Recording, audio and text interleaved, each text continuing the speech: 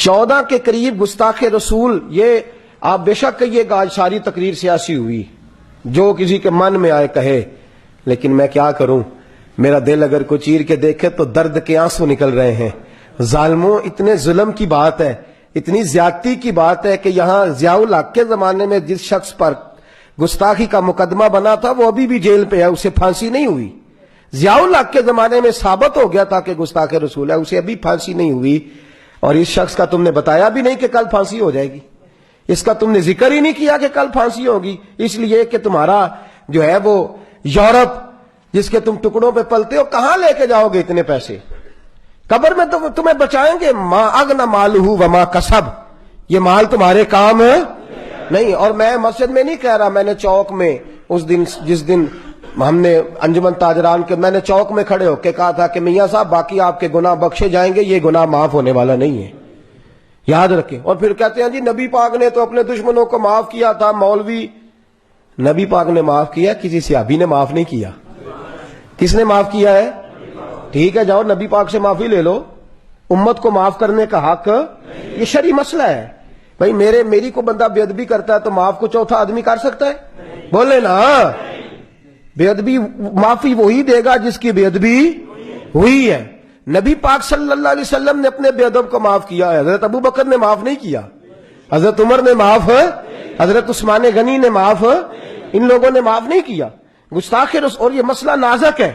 اب سنو، پہلے میں آپ کو کیس کی ڈیٹیلز آگاہ کروں، ذرا سنیں۔ ایک عورت ہے جس کا نام آسیہ ہے، بہت سارے لوگ تو باتوں سے جانتے ہیں، لیکن میں بالتفصیل ذرا آپ کی خدمت میں ساری بات عرض کر لوں، میری بات آپ کی سمجھ میں آئے گی۔ سونا نہیں آپ نے، بڑی مہربانی، اور جاگ کے میرے ساتھ بولیں، میری بات کا جواب دیں جو میں آپ سے کر رہا ہوں۔ اور اللہ سچا جانتا ہے میرا ممتاز قادری کے ساتھ کوئی خون کا رشتہ نہیں ہے، اور میری تو رپورٹ جب لا کے میرے سامنے پیش کرتی ہے ہماری یہاں گجرانوالہ کی گورنمنٹ، تو کہتے ہیں آپ بڑے صلح جو قسم کے لوگ ہیں، ہم صلح جو لوگ بھی کھڑے ہو کے آج کہتے ہیں کہ تم نے ظلم کیا ہے، تم نے، آپ کو کوئی نہیں پکڑے گا تو مجھے پکڑے گا، آپ کھول کے بولیں کیا کیا تم نے؟ تم ظالم ہو، اس دور کے حکمرانوں تم، اور تمہیں سپورٹ کرنے والے بھی سارے ظالم ہیں، یاد رکھیں۔ سنو، ایک بی بی ہے، وہ پانی بھر رہی ہے، آسیہ اس کا نام ہے، شیخو پورے کے قریب ایک گاؤں کی رہنے والی ہے، پانی بھر رہی ہے، مسلمان عورتوں سے کہتی ہے پانی پی لو، کہتی ہے نہیں، تم ناپاک ہو، ہم پاک ہیں، اس لیے کہ ہمارے نبی بھی پاک ہیں صلی اللہ ہو۔ وہ بی بی جواب میں کیا کہتی ہے؟ آن دی ریکارڈ یہ بات ہے، جو درج ہے لفظ اس کے، میں کبھی نہ سناتا، میں نے نہیں کبھی سنائے، لیکن آپ کو بات سمجھانے یہ مسئلہ ضروری ہو گیا۔ وہ کہتی ہے پتہ ہے مجھے تمہارے نبی کا، انہوں نے حضرت ختیجہ سے پیسے کی خاطر شادی کی تھی۔ میرا خیال ہے سب کو چوپ رہنا چاہیے، اسلام صلح پسند جو ہے، چوپ رہنا چاہیے نا، کہیں لعنت ہے اس پر۔ اس نے کہا کہ معاذ یہ لفظ کہے، شور پڑ گیا، ایسا جو سیانہ تھا علاقے کا، گرفتار کر کے لے گیا اس بی بی کو، شور ہونے لگا، امریکہ تک آواز گئی۔ یہاں جب بھی کوئی بے ادبی کرتا ہے وہ سیدھا لندن جاتا ہے۔ سلمان رشدی کدھر ہے؟ بولے داس دے کیوں نہیں، یہ تو انہوں پتا ہے کدھر ہے وہ؟ اس کو ملکہ برطانیہ نے سر کا خطاب دے دیا ہے، اس کی کتاب وہ چھاپتے ہیں انگریزی میں ٹرانسلیٹ کر کے، اس نے نبی پاک صلی اللہ علیہ وسلم کے خلاف پوری کتاب لکھی ہے، اس کو یہاں سے اٹھا کے لے گئے۔ تسریمہ جو نسیمہ، وہ جو بنگلہ دیش کی عورت تھی، اس نے حضور کے خلاف کتاب لکھی، اس کو یورپ اٹھا کے لے گیا۔ کیوں تم انہیں پناہ دیتے ہو؟ کیا تعلق ہے تمہارا ان کے ساتھ؟ اندھے ہیں ہم، ہمیں نظر نہیں آتا؟ یہ ظلم کا دروازہ کھلا ہوا ہے، بے ایمانی اور ظلم کی جو حد کر دی گئی ہے۔ سنو میری بات، اس نے بے ادبی کی، ایس ایچ او نے گرفتار کر لیا، معاملہ اب بات دور تک چلی گئی۔ پوپ جو ہر روز تنقید کرتا ہے اسلام پہ، کہتا ہے جہاد کی آیتیں نکال لو، وہ بے ایمان کہنے لگا ذرا پولا ہاتھ رکھا جائے، گورنمنٹ ذرا احتیاط کرے پاکستان کی۔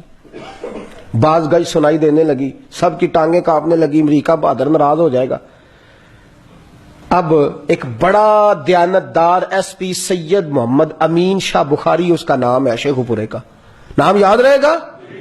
سید امین شاہ بخاری کی ذمہ لگایا گیا کہ تم نے اس کی انویسٹیگیشن کرنی ہے، یہ جذباتی معاملہ نے 1.5 سال اس شخص نے لگایا، اور اس نے کہا یہ عورت مجرم ہے، اس نے یہ کام، اور اس عورت کی سٹیٹمنٹ سنو، وہ بی بی کہتی ہے میں نے کیا ہے، مجھے معافی دے دو۔ کیا میں نے ہے مجھے